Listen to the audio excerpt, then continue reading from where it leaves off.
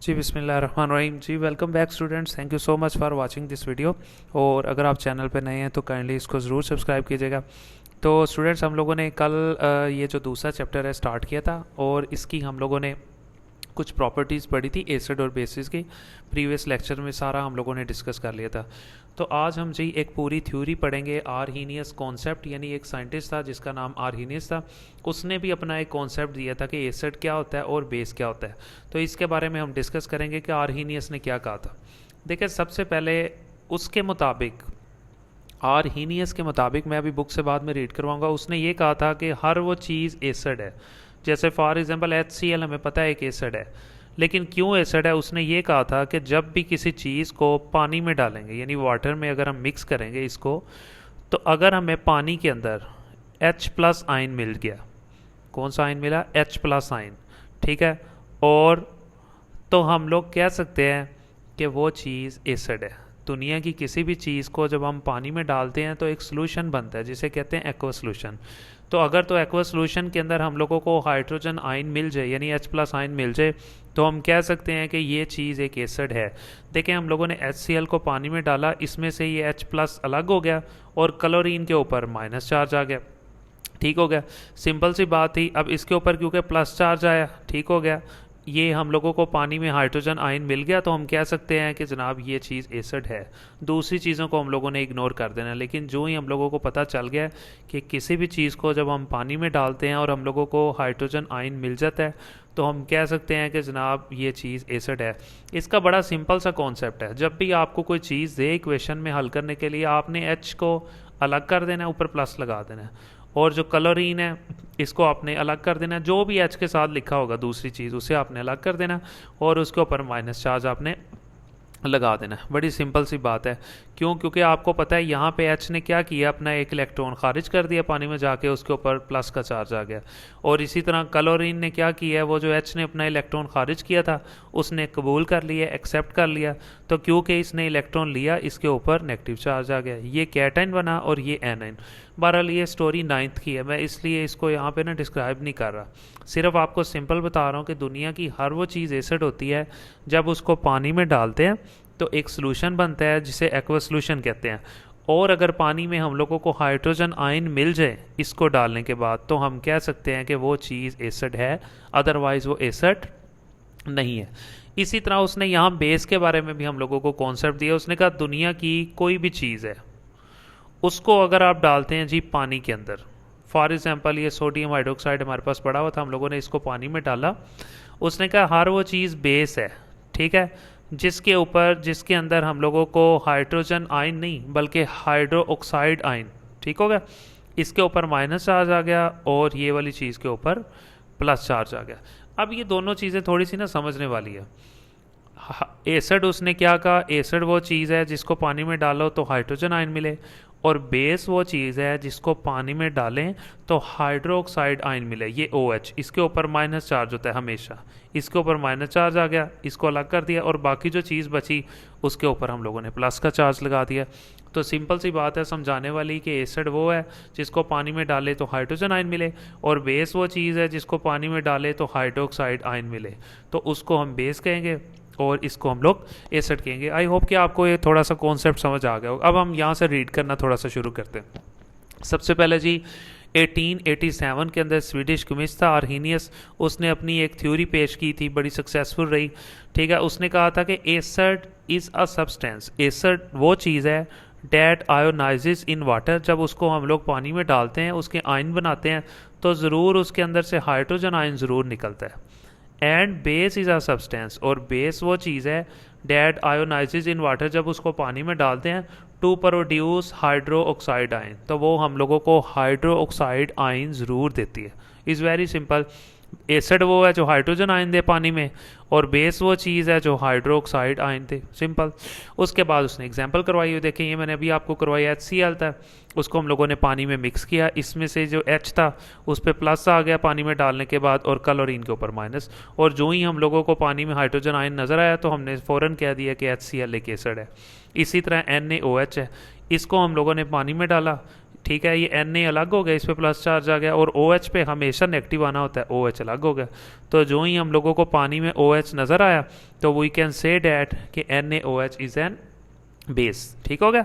तो आगे फिर उसने कहा हुआ है कि which substance in the following reaction are acid and which substance is base. Simple सी बात है कि अगर आप यहाँ देखें, इसने HNO3 को पानी में डाला है, वो आपसे पूछ रहा है कि ये एसिड है कि बेस है। तो सिंपल सी बात ही, यहाँ पे ये जो H है ये अलग हो गया, इसके ऊपर प्लस आ गया, और NO3 जो है उसके ऊपर माइनस आ गया। 1 लिखें ना लिखें कोई फ़र्क नहीं पड़ता। ठीक है, अब जो ही हम लोगों को H प्लस मिला पानी के अंदर, जो ही हम लोगों को H, तो हम कह सकते हैं कि ये चीज़ एसिड है। अगर हम लोगों को OH माइनस मिलता तो हम कहते हैं कि ये बेस है। इसको पानी में डाला तो ये हाइड्रोजन अलग हो गया प्लस, और NO3 के ऊपर माइनस चार्ज आ गया, तो हम कह सकते हैं कि ये क्या है, एक एसिड है, क्योंकि हाइड्रोजन आयन मिले हैं पानी में डालने के बाद। इसको इज़ वेरी सिंपल। उसके बाद जी इसको आपको नेक्स्ट पेज में भी कुछ आपने उससे पूछे हुआ, उसमें वो आपसे ये कह रहा है जी H2SO4 है। ठीक है, इसको भी हम लोगों ने क्या किया जी, पानी के अंदर मिक्स किया है। तो सिंपल सी बात है, अब H2 है, ठीक है, यानी 2 हाइड्रोजन आयन है, तो यहाँ उसने 2 लिख लिया, हाइड्रोजन आयन अलग हो गया। और SO4, जब यहाँ पे जाहिर है +2 तो यहाँ पे भी -2 हम लोग लगाते हैं, उसकी एक अलग रीजंस है। ठीक है, लेकिन ये H+ हम लोगों को पानी में मिल गया, तो हम कह सकते हैं कि ये भी क्या है, एक एसिड है, सल्फ्यूरिक एसिड कहते हैं।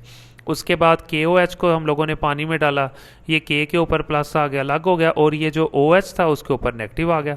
तो जो ही हम लोगों को OH यानी हाइड्रोक्साइड आयन मिला जिसके ऊपर माइनस चार्ज था, तो हम कह सकते हैं कि ये भी एक बेस है।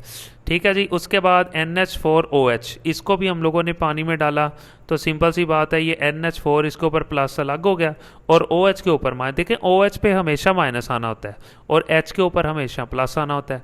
अब OH माइनस अलग हो गया और NH4 उसके ऊपर प्लस ही अलग हो गया। जो ही हम लोगों को OH माइनस मिला तो हम कह सकते हैं कि ये चीज़ एक बेस है।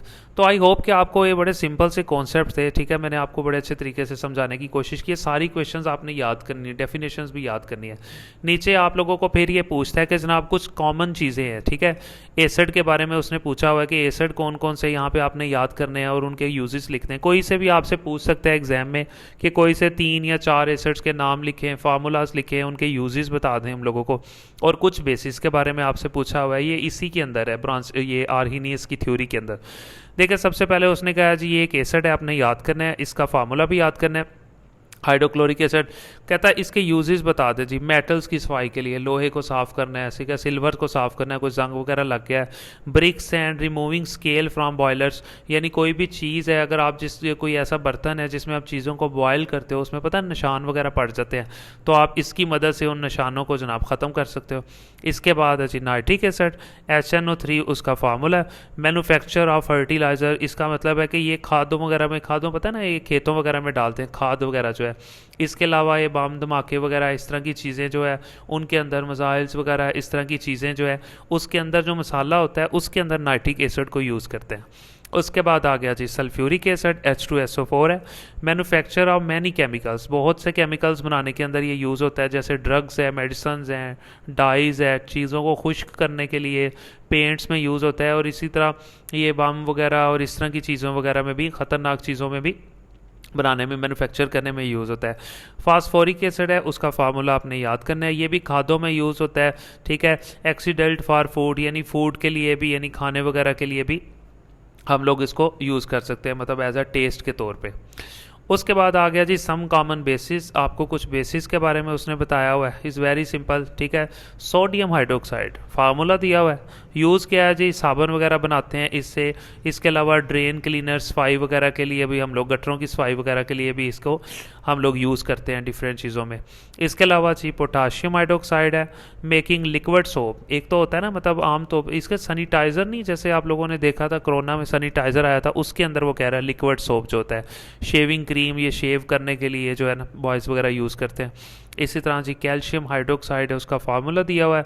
मेकिंग मोटर है, ठीक है, प्लास्टर्स है, सीमेंट है, पटीन वगैरह, आपने ये चूना वगैरह देखा होगा दीवारों के ऊपर जो पेंट वगैरह करते हैं। ठीक है, पटीन भरते हैं जहाँ से दीवार टूटी होती है, कोई दरार वगैरह आई होती है उसके अंदर जो, ठीक है, प्लास्टर ऑफ पेरिस जिसे कहते हैं, सीमेंट में भी यूज़ होता है। ठीक है, और इसके अलावा मैग्नीशियम हाइड्रोक्साइड है, ये भी इसी तरह लेक्सटैकी वगैरह केमिकल्स वगैरह के अंदर यूज़ होता है जी। यहाँ पे जी हम लोगों का ये लेक्चर नंबर 2 जो है, चैप्टर नंबर 2 का जी कंप्लीट हो गया। और मिलते हैं जी इंशाल्लाह ताला नेक्स्ट वीडियो में। लेकिन आप लोगों से बार बार रिक्वेस्ट है, वैसे अभी तक ज़्यादातर जो स्टूडेंट है वो गुजरांवाला स्टूडेंट्स, गुजरांवाला कैंट के स्टूडेंट्स जो है वो ज़्यादातर लेक्चर्स ले रहे हैं, थैंक यू सो मच।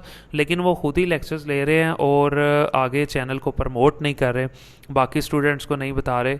तो यार आप लोगों से हम्बली रिक्वेस्ट है, बड़ी मेहनत से और बड़ी, आपको पता है कि मुश्किल से टाइम निकाल के लेक्चर्स डिलीवर करने होते हैं, तो इसलिए आप लोगों से हम्बली रिक्वेस्ट है कि आप लोग जो एपीएस के स्टूडेंट हो गुजरांवाला कैंट के, और इसके अलावा जो आप एफजी के स्टूडेंट हो, ना सिर्फ गुजरांवाला कैंट के और जितने भी कैंट्स के स्टूडेंट हैं जहाँ जहाँ पे भी फेडरल बोर्ड की केमिस्ट्री पढ़ाई जा रही है, और जो लोग भी चैनल पे हैं, तो आप सब लोगों से रिक्वेस्ट है कि आप ख़ुद भी यार लेक्चर्स लो अच्छे से, वीडियो को फुल देखा करो, एंड तक आप वॉच किया करें वीडियो को, और ज़रूर अपने दोस्तों को ज़रूर शेयर करें। और आई नो कि आपके डिफरेंट सेक्शंस है, सेक्शन ए या सेक्शन बी, ये नहीं कि बस अपने सेक्शन तक लिमिटेड रखो लेक्चर्स को, आप कोशिश करो कि इल्म को फैलाओ, उसका क्रेडिट आपको ही जाएगा इंशाल्लाह ताला। अगर आप जितना डिलीवर करोगे, किसी को बताओगे, उसका मुझे भी बेनिफिट होगा और आपको भी इंशाल्लाह ताला बेनिफिट होगा।